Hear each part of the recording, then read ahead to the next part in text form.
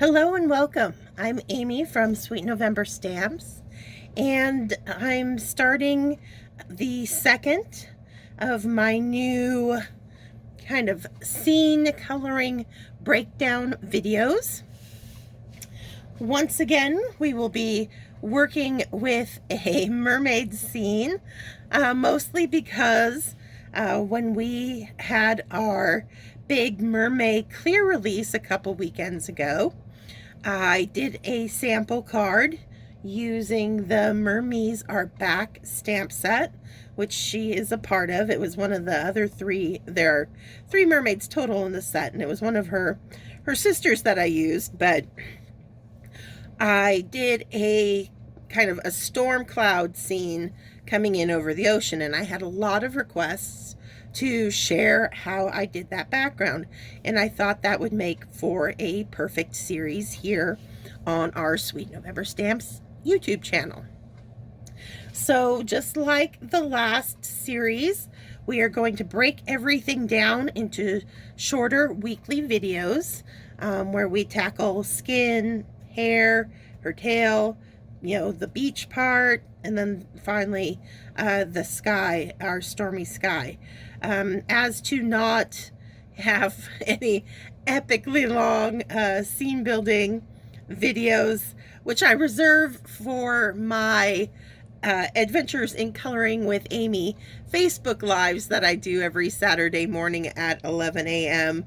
Pacific Standard Time. There we usually take about 2.5 hours to completely go through a scene, but I know we don't always have that amount of time to give to our hobbies. So by breaking it down here on the YouTube channel, it just makes things a lot easier for all of our busy lives. Okay, so like I said, this is the new Mermee's Are Back clear stamp set from Sweet November Stamps, and I have paired her with some of the seagulls and this kind of water line on the beach that are part of the Horizon Lines Seaside Cliffs stamp set.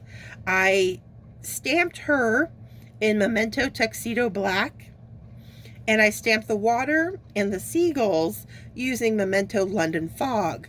I like to do that with playing with perspective, because by stamping them in a lighter ink, it kind of helps push them further back into the scene, so we right away get a sense that they are not as close to us, the viewer, as the mermaid is. And the reason for the water is because it's water. Usually I'll stamp it in like a blue, but because I'm going to be going with some darker blues, I figured the kind of stormy gray would work just as well for our beachy water line here. All right, so in this first week's video, we are going to do a medium toned kind of suntan skin color combination. And we shall dive right into that now. I'm just going to pull some Copic markers, starting with E21, E13, E15, and some E25. All right.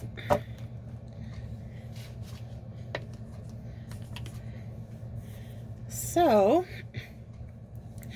there's not a whole lot of light in this scene, with it being kind of an ominous, heavy storm cloud-ish kind of thing. But even to make our storm clouds look like storm clouds, we need a little bit of light. And the majority of it is going to be coming in from the upper left-hand side. That's just a decision I've made. So that's going to throw everything opposite that is going to be more heavily shadowed. So that in this case is even going to include her face. So that's unusual for me, but I think it'll fit the mood of this card. So here we go. So I'm starting with one of my darkest, the E15.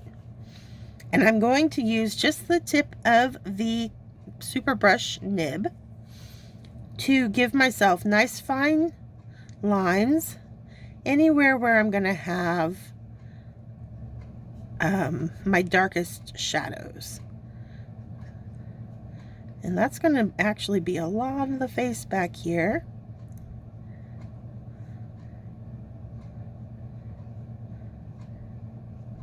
Oh, and I am working on Catherine Pooler white cardstock today.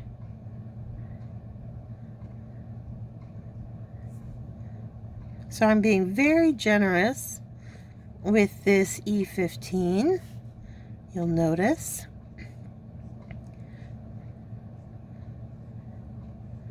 And that's just because, you know, the nature of the scene where it's going to be limited light source and we want it to look pretty dark. So we don't, she's not going to be all nice and bright like a sunshiny tropical day.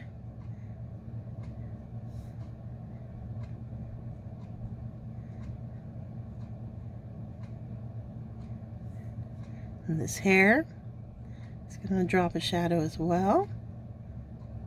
Small of that back. Just up. Okay.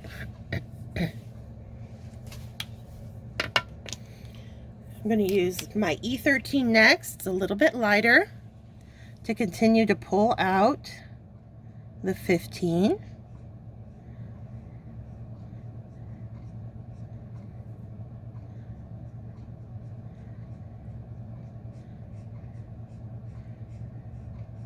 Just really going over it until you get that nice smooth blend out.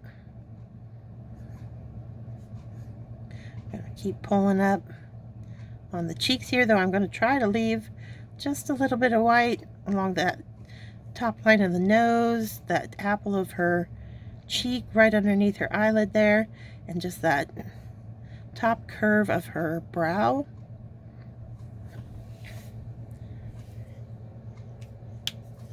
As we come down to our lightest, which is E21, and that I will fill in anywhere where I've still left white cardstock showing.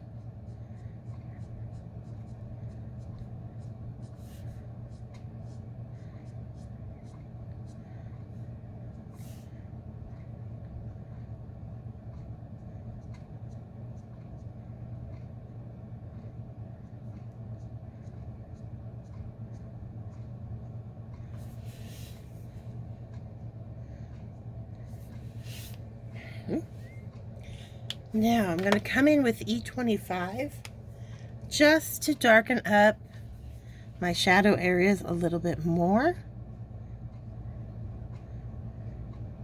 And this will add a nice contrast back in, since as I worked my way down, blending things out, you tend to lose a little bit of those stronger lines with your darker colors. So I'm just putting them back in with a slightly darker shade of earth tone than the E15 that we started with.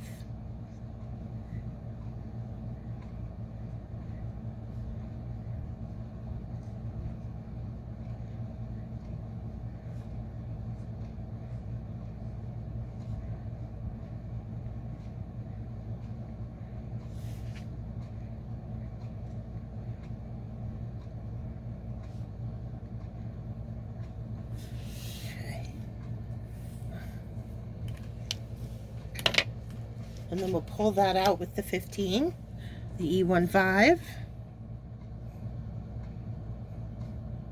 And that we'll just do one more pass of color, working our way down one more time through all of them. And that's we're just going to end up with a nice, rich caramel skin tone this way.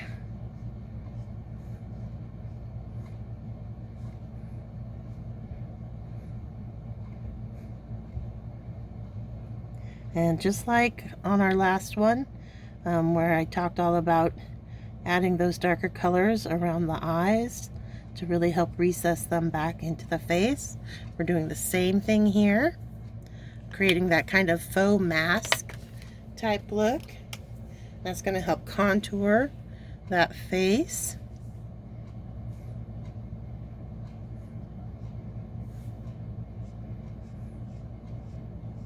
And I'm pulling out now with that 13.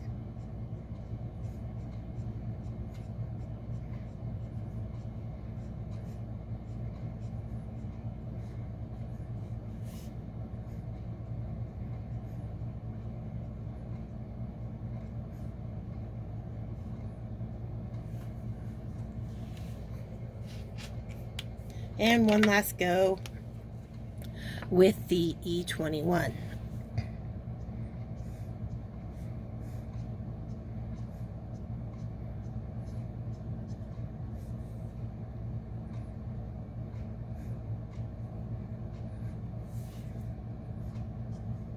Okay.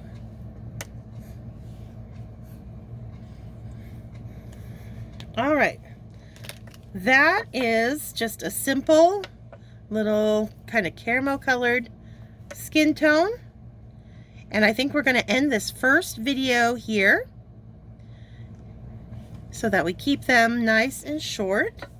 And when hopefully you'll be able to join me next week when we tackle her hair. So until then, stay crafty, my friends. Bye.